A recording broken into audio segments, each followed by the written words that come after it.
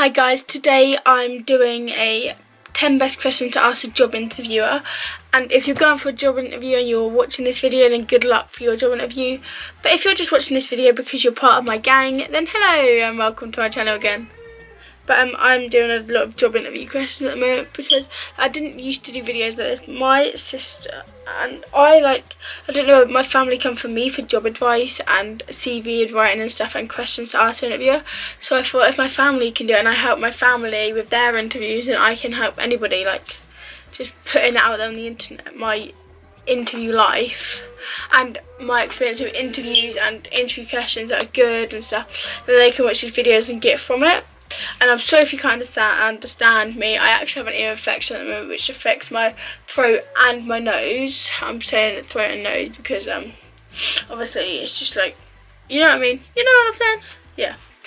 So I have 10 questions for you today, and I have so many, I have interview tips, more interview questions. Just checking these questions aren't the same because I have 10 interview questions. But yeah, thank you for watching my channel, and let's get in with this video, I suppose. Right, I don't know why I tried to do that. I just tried to do this thing because I'm trying to do it in my vlog. If I go and then just start the vlog again, I do that. But anyway, let's get on with this video. Yeah, so number one is so at the end of the interview and someone says, do you have any questions? These are questions that you should ask. Number one would be, how would you describe the responsibilities of the position? So pretend that you want to know more about the job role. Pretend that you might actually not want to, but you should look interested because you've got more of a chance of getting that position. So number two is, how would you describe a typical day or a week in this position? So if they tell me it's quite stressful, that might put you off a little bit. So you want to get in depth of the job role. You want to get in depth of what you're about to get yourself into if you do get the job or the position that you're applying for. Number three, is this a new position? If not, what did the previous employee go into? Right, so you don't want to, for example, you don't want to go into this job role and not get anything out of it long term.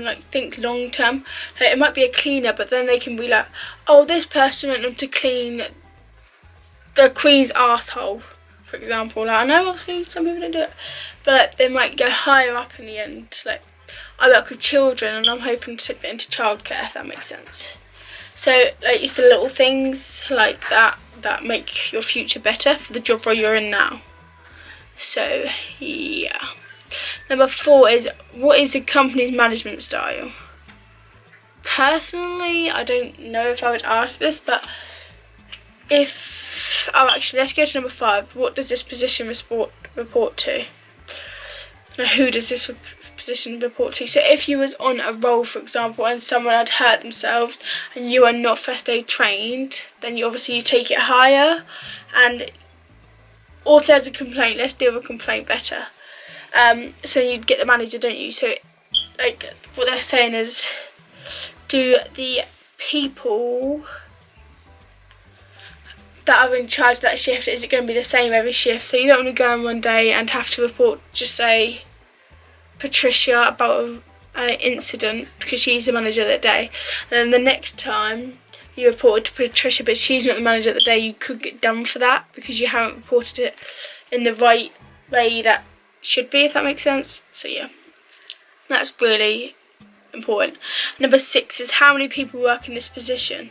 You might think that's a stupid question, but I'm a party host at work and we have loads of party hosts. And just so there's one manager, and then there could be loads of one job role, but there could be a few of the others. So it's just good to know about what you're getting yourself into. Number seven is, how much travel is expected? You don't want to be applying for work in Gosport, just for example where you live, but then a week into the job they're like, oh, you have to travel to this place in order to get this job and stuff. Yeah. So you don't want to get into a job that you're not prepared to travel in and have to end up travelling the world for a job that you didn't plan to do it in. So it's just best to ask it in an interview, get it out of the way so then you know 100% that you're not travelling, or you either are. And number 8 is relocation a possibility? So for example, if it's a private company, of course there's no possibility of changing. Just say I work at Monkey Business, as you probably most of you know, because I vlog, and if I was to move to Southampton, I could relocate to Southampton Monkey Business because there's another one there. But it literally all depends on where you work, so you just want to get that out of the way. But I would never relocate because, sorry, smelling candles. So yeah, but I couldn't relocate anyway because I'm in Gosport, and it's different. They're all different, all the Monkey Business. But anyway, number 9 is what is a typical work week?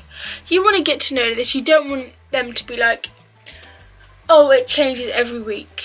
That makes sense.